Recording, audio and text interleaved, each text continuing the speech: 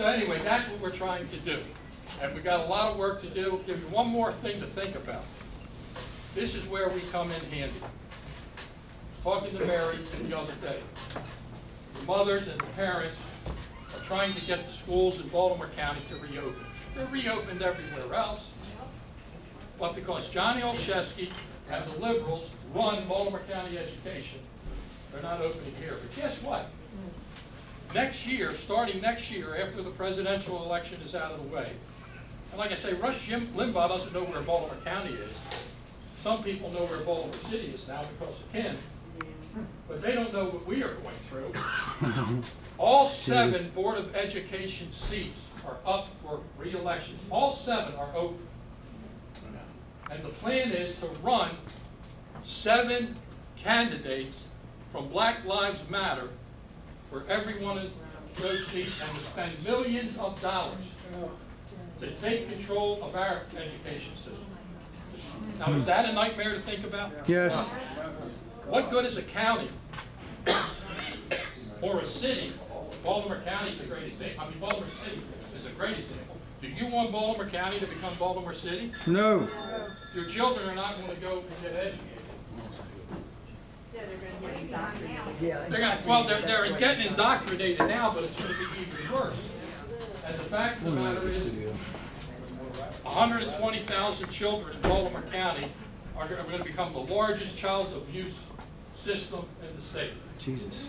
But that's what Super Citizen is working with. I'm working with Mary, I'm working with other people. We're going to do a website called Children in Crisis. That's what it is. Children in Crisis, a broken education system in Baltimore County.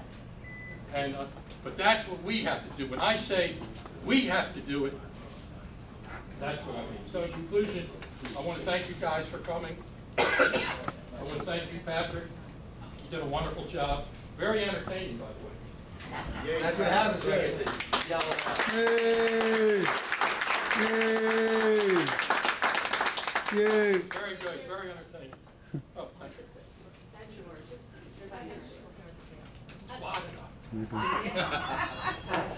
All right, let's take some questions. Me and Patrick will both take.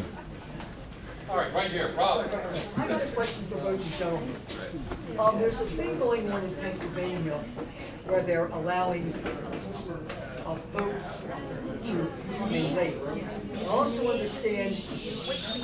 Keep it down. We'll repeat the question. Take it easy. I understand. Give him the microphone. I understand in Pennsylvania, votes are being allowed to come in late, and there's also going to be a lot of absentee ballots. My concern is, gentlemen, because both of you, what happens if they're going to count these absentee ballots and it might take a week or two? Do you predict that, or what could happen? Do you understand that? Well, the Yeah, no, I courts understand are exactly what you're saying. Yeah. And the media, as usual, they like to fixate on some scenario Yeah. that has, I don't know, a 10% chance, 50%. It doesn't matter. They're fixated. Speak up, please. You guys want to use the I mic? wore my voice out the first time. Shall I ask a question again? No. The media likes fixating on little scenarios like we're not going to know for a month who won because all these ballots are coming in. This is what I think is going to happen. I think Tuesday night by midnight we are going to know who the next president is. That's my opinion. If that's not true, I don't care to speculate about it. No offense. It'll be what it'll be. So that's my opinion. I agree with that, but here's one. I want you to think about this. Once the president wins, how much pleasure are you going to have personally when you tune in to CNN and watch heads explode? Is that what you're talking about? and watch everybody there look like they're smelling bad gas? Yeah. Another question. Another question. All the way in the back. Oh, in the back. Yeah. The blacks voted for Trump 31%. 31% for the black vote? Is that what we're asking? Pass the microphone. Yeah, I really can't comment on that because I personally, and I poll most of what I do here in Maryland, I do other states on occasion. I have never seen Trump's percentage of the black vote in that kind of rate. I agree. And so, And then it's just half that. and this is half that. Hey, honestly, and we're talking margins here, if it's 10%, but if it's 12%, call in the dogs and on the fire. The hunt is over. Okay, so I think it's up in the mid-teens, guys. This one's over. The reason I think Trump is going to win Pennsylvania, and I think he won it by 45,000 last time, I think it's going to be more this time, is fundamentally, although he's got much more going for him this time. I said on the C4 show, 10 days before the 2016 election, hey, I think Trump is going to win Pennsylvania because the blacks are not coming out of Philly for Hillary, crooked Hillary, the way they came out for Obama. That's just human nature. For black Americans, Barack Obama was, oh my God. And I dig it. He was the guy. I dig it. If I was black, if I had a Cuban that was the nominee, my heart would fill with and swell with joy. That's human nature. But they're not going to come out for a Hillary Clinton, and they're not coming out, in my opinion, for Joe Biden.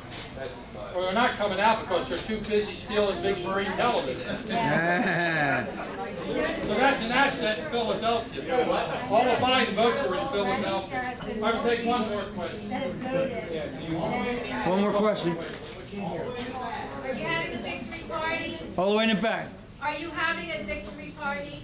Well, I'm sure the Trump people will. No, we're not having a victory. Johnny Salling. I will be asleep. Wake up. I think, you know, I woke up on election night and I saw, when I woke up, Trump was coming to the stage. And he looked happy and I thought, oh my God, this is something. John's having one of his. John's Hey, having hey, John's having one. hey, Pat. There's a man. Oh, I'm sorry. Man, yeah. Oh, we have with us State Senator Johnny Salling, who is running against us Superstore. Yeah.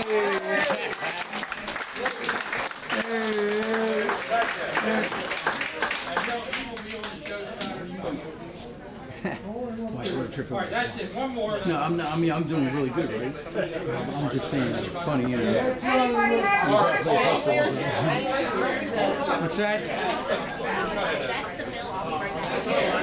Everybody sit down, we're trying to answer a question. The question was, what's going to happen in the House of Representatives? Is the Republicans going to take it over? Yeah, I hope so. Patrick, what do you say? Well, you know, it's what, 40-seat margin, but, you know, they flipped 40 seats. In 2010, with Barack Obama, the Republicans picked up 61. Is it possible? Honestly, guys, if my theory, and it's nothing more than a theory, oh, it will be, in my opinion, a fact if Trump wins on Tuesday the way I think it's going to turn out. But if that is true, then is it possible for the House to flip to the Republicans? Yes, in fact, it's possible. I would be less confident of that than I am of saying that Trump is going to be reelected. Oh my God. Come to the station, man. Just to say it real quick, okay? We're gonna take the House back. Then let the president do his job. That's what needs to happen. We have the Senate, we need the House. We have the Senate, the House, the president can do his job. All we need is you, your neighbor, your family, your dog, your cat, and your kids vote. We need everybody to go vote. We need to vote for Kim Klacik. We need to vote for Senator Salling. We need to vote for Charles Anthony. Whatever district you live in. Just get to vote. Get your family to vote. Get your kids to vote. Everybody needs to vote. It's important. We can make a difference if we work together like Adam said. That's the way we're going to make a difference. Oh, okay. Please tell everybody, hey, help us out with the polls too. We are going to have a celebration. It's at 1546 Eastern Boulevard on the second floor, okay?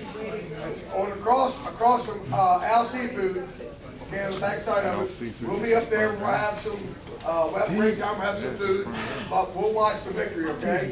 Thank you, Pat. Thank you. God bless you. You.